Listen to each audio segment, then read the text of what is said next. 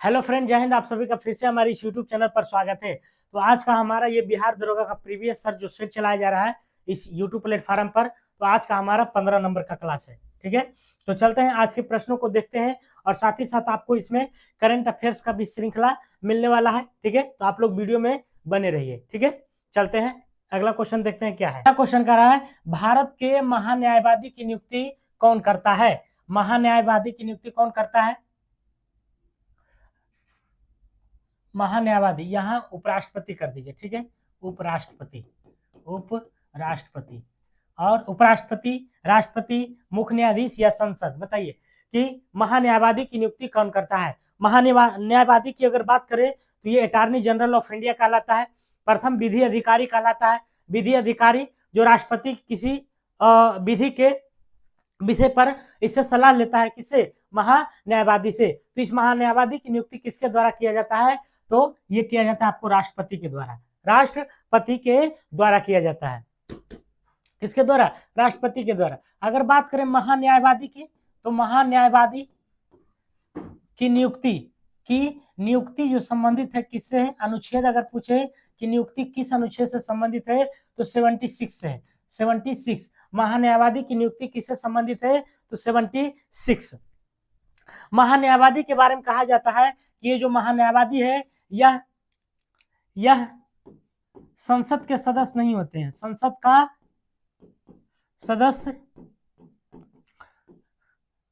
सदस्य या तो फिर मंत्रिमंडल में शामिल नहीं होते हैं। शामिल नहीं होते हैं। फिर भी इनको बोलने का अधिकार है। मतलब महान्यायवादी को बोलने का अधिकार है लोकसभा में भी और राज्यसभा में, लेकिन वोट देने का अधिकार नहीं है। तो अगर कभी पूछे कि बताइए कौन सा ऐसा पद है जिसको वोट देने का अधिकार नहीं है लेकिन बोलने का अधिकार है, तो कौन है? महान्यायवादी। इसकी बात करें तो इसे दोनों सदन में अगर बात करें, दोनों सदन में बोलने का अधिकार है। क्या चीज का? तो बोलने का अधिकार है। बोलने का अधिकार है, लेकिन की अगर बात करें तो वोट देने का अधिकार नहीं है। लेकिन वोट देने का अधिकार नहीं है। तो ये सब क्वेश्चन पूछा जाता है कि बताइए, है ना, इनमें से किसको वोट देने का अधिकार नहीं है लेकिन बोलने का अधिकार है, या तो फिर बोलने का अधिकार है वोट देने का अधिकार नहीं है, तो कौन है? महान्यायवादी। इसकी नियुक्ति कौन करता है? राष्ट्रपति करता है। राष्ट्रपति करता है। इसको हटाने का काम करता है कौन? तो जो नियुक्ति करेगा वही हटाएगा। तो राष्ट्रपति ही हटाएगा। ठीक है, संसद की बात करें तो ये संसद जो है किस अनुच्छेद में है? तो अनुच्छेद की अगर बात करें तो ये 79 में है। ठीक है, आगे चलते हैं। अगला क्वेश्चन कर, भारत का राष्ट्रपति अपना त्याग पत्र किसे सौंपता है? राष्ट्रपति अगर अपना त्याग पत्र चाहे तो किसे सौंपता है? बताइए। तो क्या लोकसभा अध्यक्ष को, प्रधानमंत्री, उपराष्ट्रपति, मुख्य न्यायाधीश को? तो भारत का जो राष्ट्रपति है किसको देगा अपना त्याग पत्र? उपराष्ट्रपति को देगा। किसको देगा? उपराष्ट्रपति को। किसको? उपराष्ट्रपति को। राष्ट्रपति को महाभियोग की प्रक्रिया से हटाया जाता है। राष्ट्रपति की अगर बात करें तो राष्ट्रपति को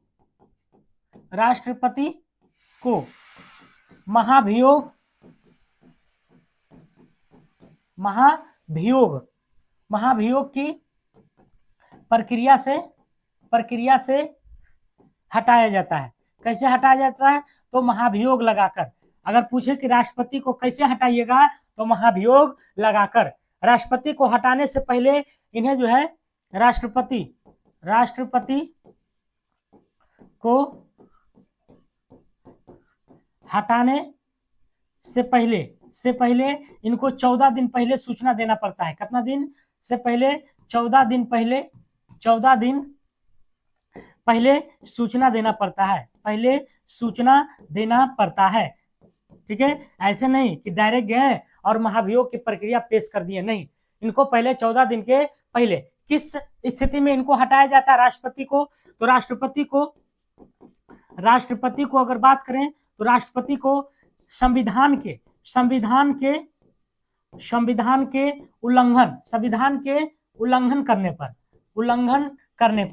उल्लंघन अगर कर रहे हैं तो इनको हटाने की प्रक्रिया किया जाएगा। राष्ट्रपति के संविधान के उल्लंघन करने पर इनको क्या किया जाएगा, तो हटाया जाएगा, पद से हटाया जाएगा। ठीक है, और एक राष्ट्रपति दोबारा राष्ट्रपति बन सकते हैं, मतलब पुनः निर्वाचित हो सकता है, ये अनुच्छेद 57 में है। तो अगर पूछे कि राष्ट्रपति का पुनः निर्वाचन से संबंधित कौन सा अनुच्छेद है, तो पुनः निर्वाचन जो है आपका किससे संबंधित है, 57 से है। और चुनाव की प्रक्रिया अगर पूछे तो 54 में राष्ट्रपति का चुनाव की अगर बात करें, इनकी चुनाव की, तो 4 से चुनाव और 4 से 54।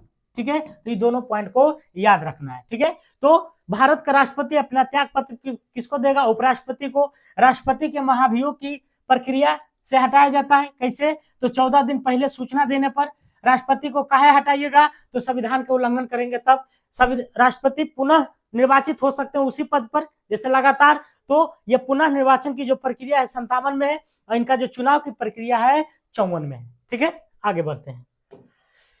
राज्य के मंत्रिपरिषद किसके प्रति उत्तरदायी होता है, राज्य के मंत्रिपरिषद किसके प्रति, राज्यपाल, राष्ट्रपति, विधानसभा या मुख्यमंत्री। तो यहाँ राज्य शब्द लग गया है, तो राज्य के जो मंत्रिपरिषद होते हैं किसके प्रति होते हैं, तो ये होते हैं विधानसभा के प्रति। जिस तरह से लोकसभा में जो मंत्री किसके प्रति उत्तरदायी होता है, तो लोकसभा के प्रति उत्तरदायी होता है, उसी तरह से अगर राज्य में देखा जाए तो विधानसभा के प्रति उत्तरदायी होता है। कौन, तो ये राज्य के मंत्रिपरिषद। ठीक है, अगर बात करें विधानसभा का सत्रावासन का, तो विधानसभा का जो सत्रावासन बुलाया जाता है, बिहार नहीं, राज्य का विधानसभा का सत्रावासन सीधे लिखते हैं, विधानसभा का सत्रावासन मतलब सत्र जो होता है, सत्रावासन किसके आदेश पर बुलाया जाता है, विधानसभा का सत्रावासन राज्यपाल के आदेश पर बुलाया जाता है। क्वेश्चन पूछता है कि बताइए राज्यों में जो सत्रावासन की प्रक्रिया होती है तो किसके अनुमति से होती है, राज्य में राज्यपाल की अनुमति से। लेकिन केंद्र में अगर पूछे, जैसे लोकसभा में जो सत्रावासन होता है, तो केंद्र वाला पूछे तो राष्ट्रपति की अनुमति से, है ना। और अगर बात करें इस राज्यपाल महोदय की, तो राज्यपाल जो है इनका क्या काम है, तो मुख्यमंत्री की नियुक्ति करना, मुख्यमंत्री की नियुक्ति कौन करते हैं, राज्यपाल करते हैं। राज्यपाल और क्या रहते हैं, तो राज्य के कुलपति भी रहते हैं, राज्य के कुलपति भी रहते हैं राज्यपाल। अगर राष्ट्रपति शासन लगता है तो किसके हाथ में चला जाता है, ये राज्यपाल के हाथों में चला जाता है अधिकार। ठीक है, और ठीक है, तो इतना याद रखिएगा आप लोग। ठीक है, अगला क्वेश्चन कह रहा कि जूट के उत्पादन में बिहार का कौन सा जिला अग्रणी है। बताइए जूट के जो उत्पादन में है बिहार का कौन सा जिला अग्रणी है, तो बताइए किशनगंज है, पूर्णिया है, अररिया है, कटिहार है। तो इसका जो प्यारा सेंसर हो जाएगा आपको पूर्णिया हो जाएगा। क्या हो जाएगा, पूर्णिया। क्या हो जाएगा, पूर्णिया। अगर बात करें भारत में जूट उत्पादन में अग्रणी राज्य कौन है, उत्पादन में अग्रणी राज्य की अगर बात करें तो कौन हो जाएगा, पश्चिम बंगाल हो जाएगा। कौन हो जाएगा, पश्चिम बंगाल हो जाएगा। अगर बात करें विश्व में अगर बात करें तो विश्व में जूट के उत्पादन में कौन सा देश है, बताइए। विश्व में अगर पूछे तो जूट के उत्पादन में कौन है, बताइए। तो विश्व में अगर जूट के उत्पादन में पूछे तो इसका आंसर आप लोग कमेंट कीजिएगा, ये आपके लिए। ठीक है, तो अगर पूछे कि जूट को और क्या कहा जाता है, तो जूट को सोने का रेशा कहा जाता है। जूट को क्या कहते हैं, सोने का रेशा। जूट को सोने का रेशा। जूट को क्या कहते हैं, सोने का रेशा के नाम से जूट को जाना जाता है। ठीक है, पूर्णिया के अलावा और भी राज्य में जिला में पाया जाता है, जैसे सहरसा हो गया, किशनगंज हो गया, इस सब में भी जूट का खेती होता है। ठीक है, अगला क्वेश्चन कह रहा है 1857 ईस्वी के विद्रोह में बाबू कुंवर सिंह ने बिहार के किस क्षेत्र से नेतृत्व प्रदान किया था? बताइए, बिहार में वीर कुंवर सिंह किस क्षेत्र से, क्या बक्सर से, पटना से, आरा से या मुंगेर से? तो इसका जो प्यारा सा आंसर हो जाएगा आपको, विद्रोह में बाबू कुंवर सिंह ने बिहार के किस क्षेत्र से, तो ये किए थे बक्सर से। कहां से? बक्सर से। कहां से? तो बक्सर जिला से ये नेतृत्व प्रदान किए थे 1857 के विद्रोह में। अगर बात करें 1857 के विद्रोह के, तो 1857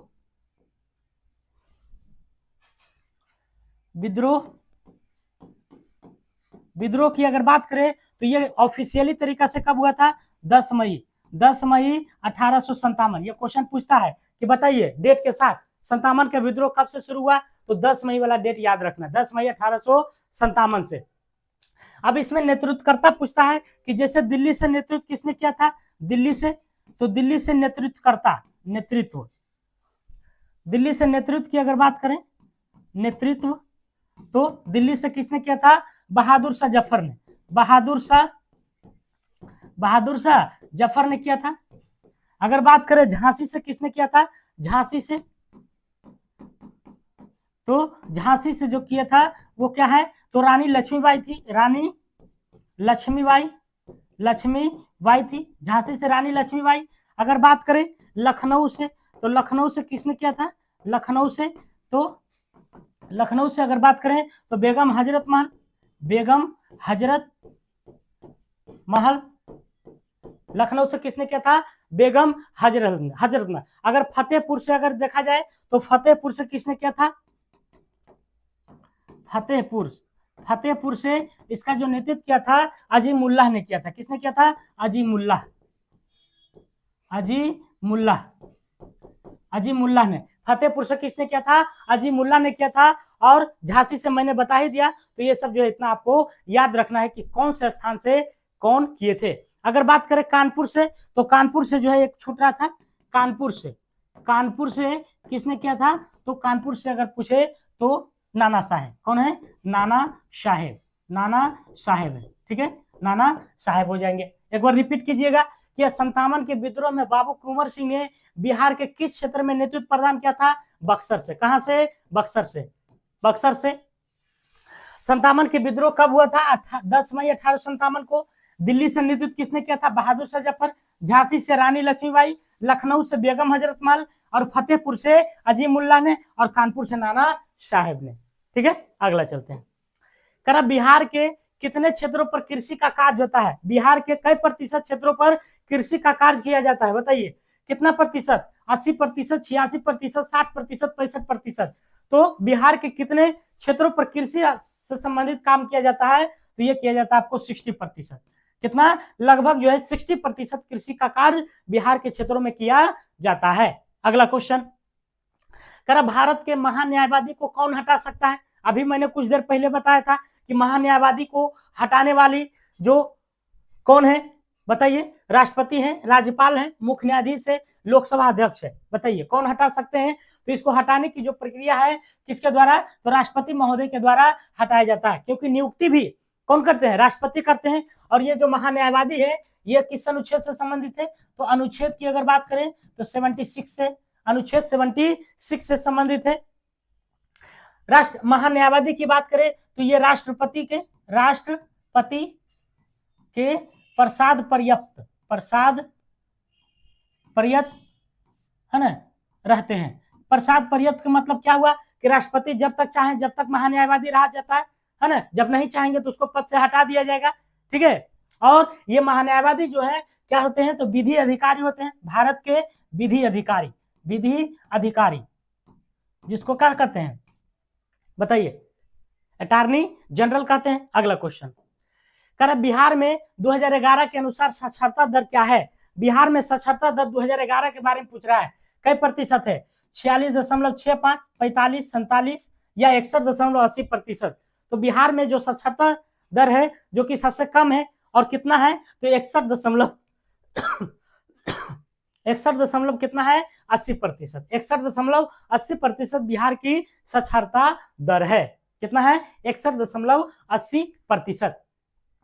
अगर बात करें, ये डाटा में थोड़ा सा लगता कंफ्यूजन है, आप लोग थोड़ा सा देख के हमको बताइएगा, ठीक है। फिलहाल हम आगे चलते हैं। कर मेजर ध्यानचंद किस खेल से संबंधित है? मेजर ध्यानचंद, तो मेजर ध्यानचंद की अगर बात करें तो किससे, क्या क्रिकेट से, हॉकी से, शतरंज से, कबड्डी से? तो मेजर ध्यानचंद का संबंध किससे है? आपको हॉकी से है। हॉकी से, हॉकी से है। मेजर ध्यानचंद के जन्म दिवस पर ही, मेजर ध्यानचंद के जन्म दिवस पर ही क्या मनाया जाता है? तो राष्ट्रीय हॉकी दिवस। राष्ट्रीय हॉकी दिवस, राष्ट्रीय हॉकी दिवस, राष्ट्रीय हॉकी दिवस, हॉकी दिवस 29 अगस्त को। कब से? 29 अगस्त को। 29 अगस्त को, 29 अगस्त को किसके? तो मेजर ध्यानचंद, मेजर ध्यानचंद के जन्म दिवस पर, जन्म दिवस पर। तो मेजर ध्यानचंद जी के जन्म दिवस पर प्रत्येक साल 29 अगस्त को राष्ट्रीय हॉकी दिवस के रूप में मनाया जाता है। कब मनाया जाता है?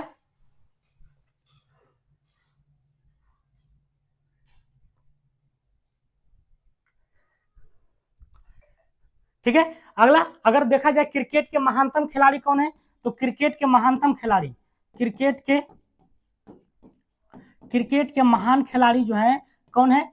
तो सचिन तेंदुलकर है। कौन है? सचिन तेंदुलकर, सचिन तेंदुलकर है, सचिन तेंदुलकर, सचिन तेंदुलकर है। अगर बात करें हम लोग जो है शतरंज के, तो शतरंज के जो महान खिलाड़ी हैं उनका क्या नाम है? विश्वनाथन आनंद है। शतरंज के महानतम खिलाड़ी, महान खिलाड़ी कौन है? तो विश्वनाथन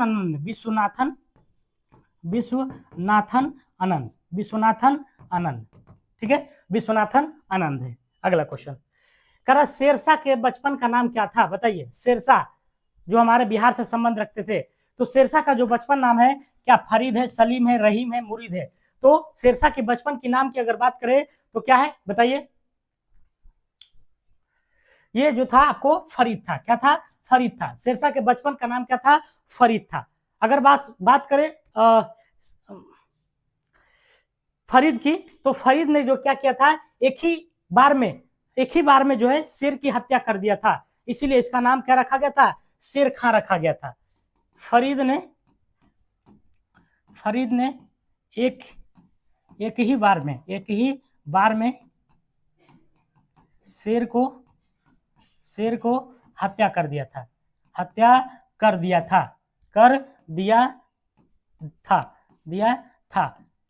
था।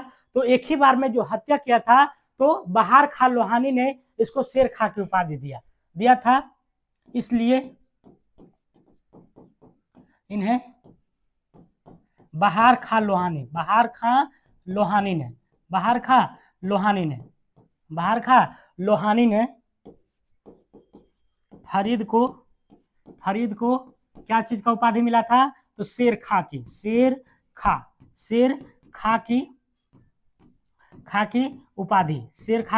उपाधि दिया गया था। ठीक है। तो ये क्वेश्चन पूछता है कि बताइए कि फरीद को शेर खां की उपाधि किसने दिया था? तो बहार खां लोहानी ने। अगर बात करें शेरशाह का जन्म का, तो इनको जन्म जो हुआ था होशियारपुर में, बजवाड़ा के होशियारपुर में। शेरशाह का जन्म की अगर बात करें, शेरशाह का जन्म कहाँ हुआ था? जन्म तो बजवाड़ा में, बजवाड़ा कहाँ पर था? होशियारपुर।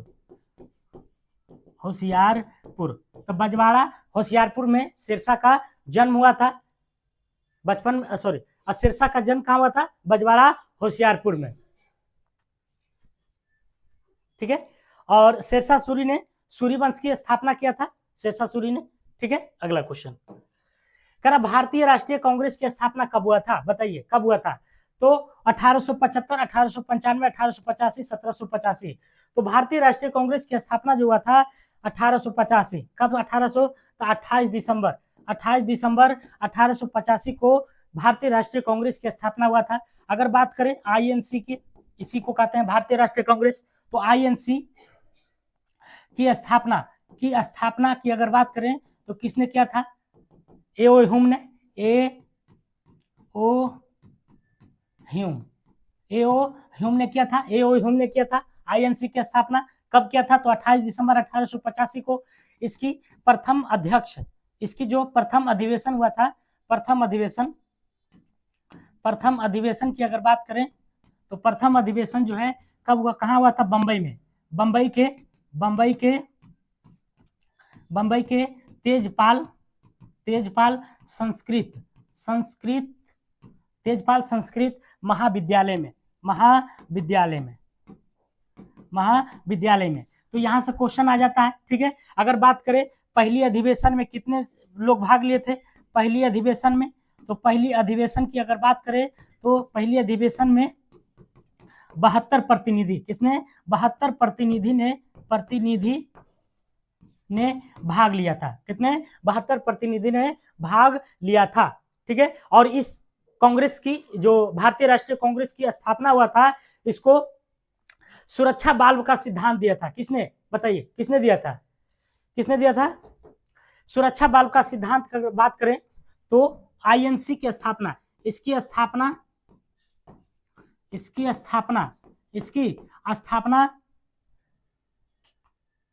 हेतु लाला लाजपत राय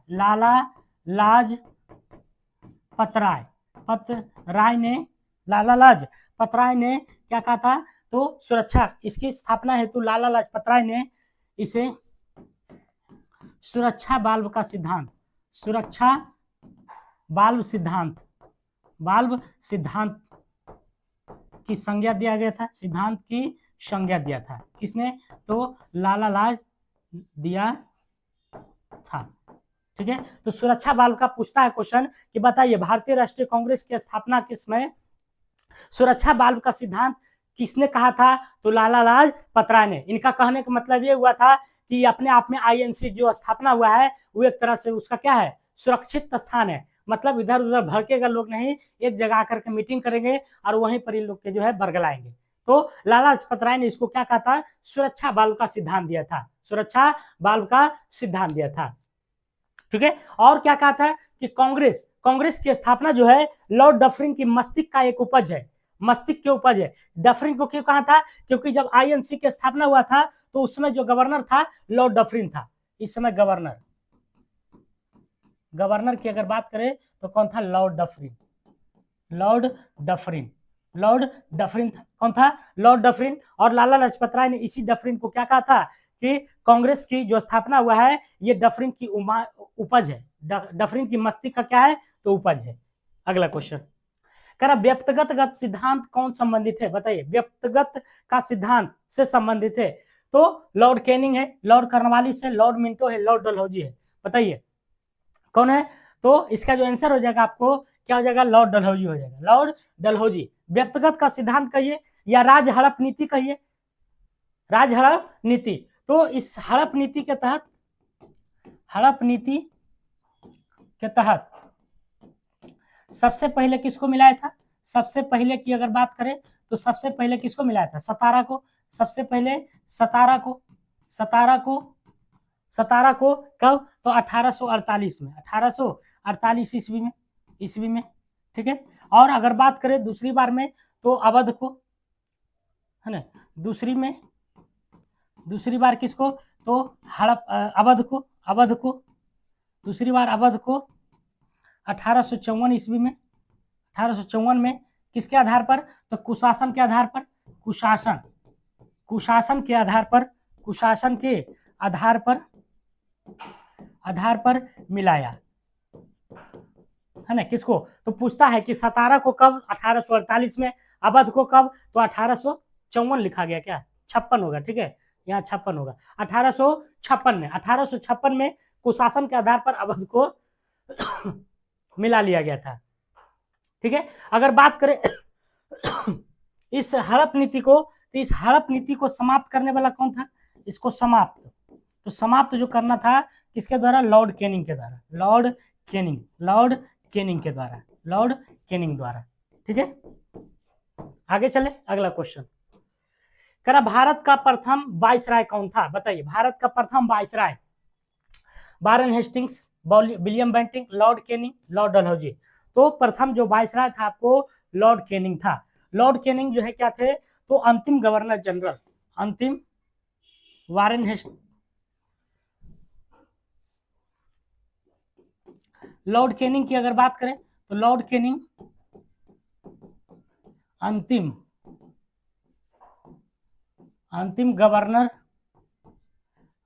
गवर्नर जनरल एवं प्रथम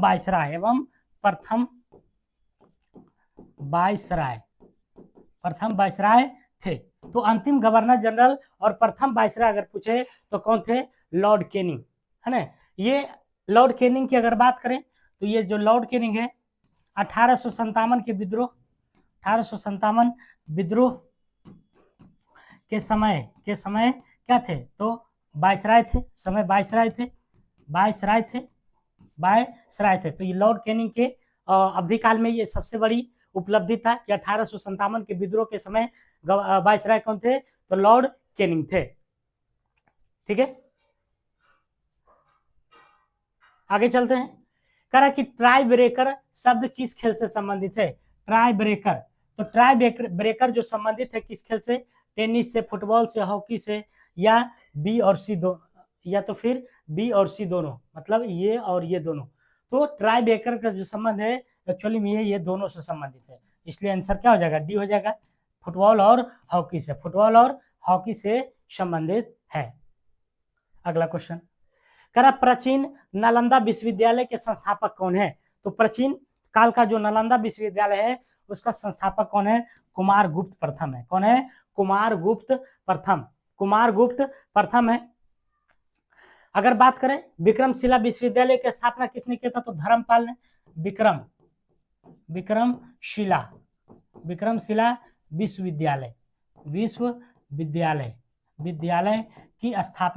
विश्वविद्यालय की स्थापना किसने किया था? विक्रमशिला विश्वविद्यालय जो भागलपुर में है, इसकी स्थापना किसने किया था?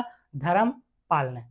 चंद्रगुप्त द्वितीय की अगर बात करें तो इन्हें विक्रमादित्य के नाम से जाना, इन्हें विक्रमादित्य के नाम से जाना जाता है ना। किसके नाम से? विक्रमादित्य के नाम से। अगला क्वेश्चन, कह रहा मुंगेर निम्न में से किसकी राजधानी थी? बताइए, इन चारों में से मुंगेर किसकी राजधानी थी? मुंगेर, तो मुंगेर राजधानी की अगर बात करें तो किसकी थी? मीर कासिम, कुंवर सिंह, सिराजुद्दौला या बिरसा मुंडा। तो ये मुंगेर किसकी थी? तो मीर कासिम की। किसकी थी? मीर कासिम की राजधानी थी। ठीक है, ये मीर कासिम कहां से आया? तो रॉबर्ट, है ना, मीर जाफर के दामाद था। मीर जाफर का दामाद क्या था? तो मीर कासिम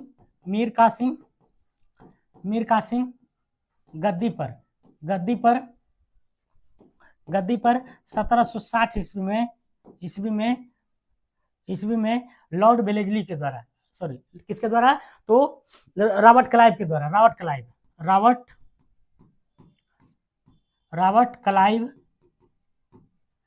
क्लाइव द्वारा, किसके द्वारा? मीर जाफर का दामाद मीर कासिम गद्दी पर 1760 ईस्वी में रॉबर्ट क्लाइव द्वारा, है ना, बैठाया गया। ठीक है, तो अगर मीर जाफर की बात करें तो ये मीर जाफर जो है क्या था? तो अंग्रेजों को गुलाम के तौर पर था, है ना। इसीलिए क्लाइव का लोमड़ी किसको कहते हैं? मीर जाफर को। क्लाइव का लोमड़ी, मीर जाफर को क्लाइव का लोमड़ी कहता था, है ना। लोमड़ी मतलब जैसे कहता था, लोमड़ी कहता था, मतलब अंग्रेज जैसे कहता था वैसे ही मीर जाफर सुनता था। लेकिन 1760 ईस्वी में मीर जाफर को हटा करके किसको बनाया? मीर कासिम को। किसको? मीर कासिम को बना दिया। और मीर कासिम रहे बहुत ही होशियार। तो मीर कासिम अंग्रेजों को गुलामी सहना नहीं चाहता था, इसलिए अपना ये राजधानी मुर्शिदाबाद से कहाँ ले गया था, मुंगेर लेकर चल गया था। मुर्शिदाबाद से मुंगेर लेकर चल गया था और मुंगेर में जो है कट्टा उट्टा बनाने का जो है, हथियार बनाने का, बम बनाने का जो है क्या किया, फैक्ट्री को स्थापित किया और वहीं से जो है क्या हुआ था, युद्ध हुआ था। अगला क्वेश्चन, करा गुरु गोविंद सिंह के माता का नाम क्या था, बीबी जयला, रानी, दीदी, गुजरी देवी, कोई नहीं। तो गुरु गोविंद सिंह का जो माता का नाम था आपको गुजरी देवी था। क्या था, गुजरी देवी। गुरु गोविंद सिंह का जन्म पटना के पटना सिटी में हुआ है, पटना के पटना सिटी में। कब हुआ था, 1666 ईस्वी में। गुरु गोविंद सिंह की अगर बात करें तो इनका जन्म जो है 1666 में हुआ था। 1666 के कहा, तो पटना सिटी में, पटना सिटी में जो है इनका जन्म हुआ था। ठीक है, अगला क्वेश्चन, करा कामायनी पुस्तक के रचयिता कौन है, तो कामायनी के कौन है, जयशंकर प्रसाद है। नेक्स्ट, अर्थशास्त्र पुस्तक के रचयिता कौन है, तो कौटिल्य है। इस कौटिल्य को जो है विष्णुगुप्त भी कहते हैं, विष्णुगुप्त या चनक भी कहते हैं, या तो फिर चनक भी कहते हैं, चनक। तो अर्थशास्त्र पुस्तक जो लिखा गया है ये किससे संबंधित है, तो मौर्य प्रशासन से। किससे संबंधित है, ये मौर्य प्रशासन से। ठीक है, ये पूछता है क्वेश्चन। अगला क्वेश्चन, करा इनकलाब जिंदाबाद का नारा किसने दिया था, तो ये दिया था आपको इनकलाब जिंदाबाद, किसने दिया था, भगत सिंह ने। इनकलाब जिंदाबाद भगत सिंह। सुभाष चंद्र बोस की बात करें तो जय हिंद का नारा है ना, जय हिंद किसने कहा था, सुभाष चंद्र बोस ने। और क्या है, तो ये राष्ट्रपिता महात्मा गांधी जी को राष्ट्रपिता कहने वाले, महात्मा गांधी को सब पहले राष्ट्रपिता कहे थे, राष्ट्रपिता कहने वाला कौन है, सुभाष चंद्र बोस है। अगला क्वेश्चन, करा मराठा शासक छत्रपति शिवाजी की राजधानी कहाँ है, तो रायगढ़ था। मराठा शासक छत्रपति शिवाजी की अगर बात करें तो ये शिवाजी को है ना, इसका राज्याभिषेक की अगर बात करें, शिवाजी के राज्याभिषेक की, तो राज्याभिषेक कब हुआ था, राज्याभिषेक यहां पर लिखते हैं। ठीक है, राज्याभिषेक की अगर बात करें तो 1674 में हुआ था। किसने किया था, तो काशी के गंगा भट्ट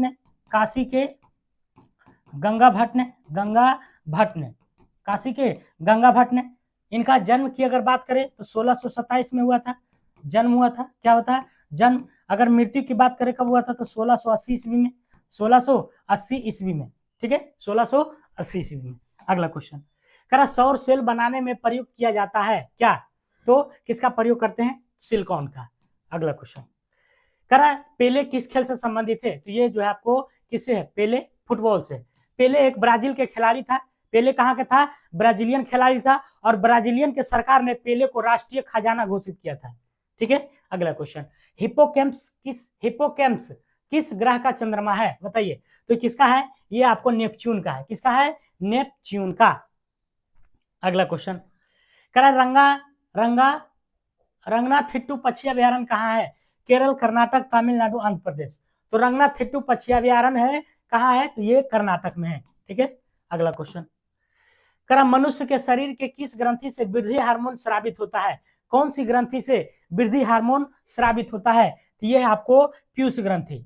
इसी पीयूष ग्रंथि को मास्टर ग्रंथि कहते हैं, मास्टर ग्रंथि कहते हैं। ठीक है, अगला क्वेश्चन, करा भारत के प्रथम लोकपाल कौन है, प्रथम लोकपाल क्या होता है, मैंने बताया पिछले क्लास में, आप लोग जरूर जाकर देखिए। तो भारत के प्रथम लोकपाल की अगर बात करें तो कौन है, पिनाकी चंद्र घोष है। और अभी वर्तमान में कौन है, तो वर्तमान में अगर बात करें तो कौन है, प्रमोद कुमार मोहंती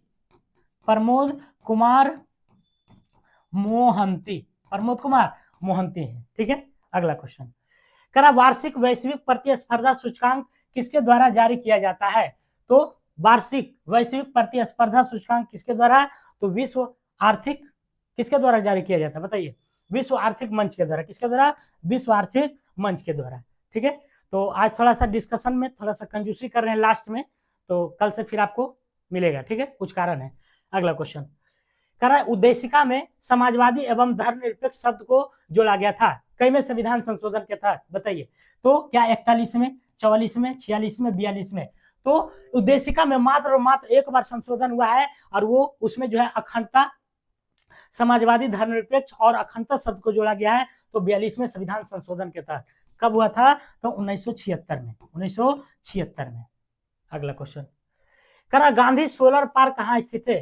तो गांधी सोलर पार्क की अगर बात करें तो कहाँ स्थित है? ये आपको न्यूयॉर्क में है। कहाँ है? न्यूयॉर्क में। अगला क्वेश्चन, हाल ही में करंट अफेयर्स आ गया है, देखिएगा, हाल ही में बिहार के दूसरा एम्स कहाँ खुलने जा रहा है? पहला है ना, पहला तो पटना में है, तो दूसरा कहाँ खुलेगा आपको? दरभंगा में। कहाँ? दरभंगा में। अगला क्वेश्चन, करा बिहार के किस प्रसिद्ध मिठाई को जीआई टैग मिला है ना? ज्योग्राफिकल इंडिकेशन जो 10 वर्षों के लिए दिया जाता है, तो कौन सा मिठाई है बताइए? तो ये खुरमा हो जाएगा। क्या हो जाएगा?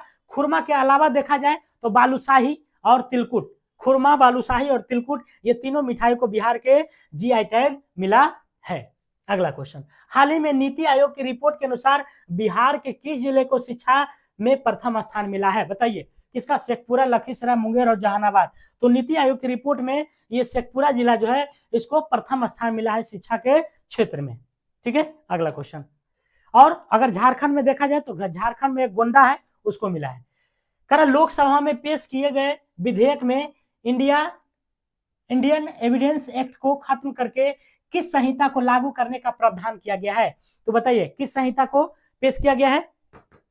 तो क्या भारतीय न्याय संहिता, भारतीय नागरिक सुरक्षा संहिता, भारतीय साक्ष्य संहिता या भारतीय दंड संहिता? तो इसका जो आंसर हो जाएगा भारतीय साक्ष्य संहिता, है ना। विधेयक में इंडियन एविडेंस एक्ट, आईपीसी, है ना, आईपीसी को हटा करके क्या रखा जाएगा? तो भारतीय साक्ष्य संहिता। नेक्स्ट क्वेश्चन, राष्ट्रीय मूल्यांकन और प्रत्यायन परिषद के नए निदेशक कौन है? राष्ट्रीय मूल्यांकन और प्रत्यायन परिषद के जो नए निदेशक हैं उनका क्या नाम है? तो गणेश कन्ना वीरान है, गणेश कन्ना वीरान। अगला क्वेश्चन, करा किस राज्य सरकार ने गृह लक्ष्मी योजना अगस्त 2023 में शुरू किया है? गृह लक्ष्मी योजना, तो गृह लक्ष्मी योजना जो शुरुआत किया है ये तेलंगाना ने। किसने? तेलंगाना ने। अगला क्वेश्चन, करा किस राज्य सरकार ने शुभ यात्रा योजना को शुरू किया है? शुभ यात्रा, तो शुभ यात्रा योजना की जो शुरुआत किया है किसके द्वारा? तो ये है केरल के द्वारा। किसके द्वारा? केरल के द्वारा। अगला क्वेश्चन, करा अमृत भारत स्टेशन योजना के तहत केंद्र सरकार ने पहले चरण में कितने स्टेशन को शामिल किया गया है? तो अमृत भारत स्टेशन जो कि रेलवे से संबंधित है, तो ये पहली में जो है 508 स्टेशनों को शामिल इसमें किया गया है। नेक्स्ट, करा खेलो इंडिया महिला लीग का नया नाम क्या है? खेलो इंडिया महिला लीग, तो खेलो इंडिया महिला लीग का नाम बदल करके क्या रखा गया है? तो ये रखा गया अस्मिता महिला लीग। क्या रखा गया है? अस्मिता महिला लीग। क्या रखा गया है? अस्मिता महिला लीग। अगला क्वेश्चन, करा कि किस देश की टीम ने फीफा महिला फुटबॉल वर्ल्ड कप 2023 जीता है? किस देश की टीम ने फीफा महिला फुटबॉल वर्ल्ड कप 2023 जीता है? तो ये जीता आपको स्पेन। कौन है? स्पेन है। ठीक है। तो आज थोड़ा सा लास्ट में हमने फास्ट खींचा है, लास्ट में फास्ट। तो कल से आपको जो है जिस तरह से पहले क्लास मिलती तो वैसा ही मिलेगा। तो आज कुछ कारण था क्योंकि 8 बजे हमको लाइव आना है लुसेंट को लेकर के। तो लुसेंट आप जो भी पढ़ते हैं, क्योंकि लुसेंट भी काफी महत्वपूर्ण जीके होता है, तो उसमें मिसलेनियस आपको जीके मिलने वाली है, वो भी लाइव मेरे साथ। तो आप लोग 8 बजे जरूर जुड़िए प्रतिदिन लुसेंट के साथ। ठीक है। तो आज के लिए इतने इस क्लास में। जय हिंद, जय भारत।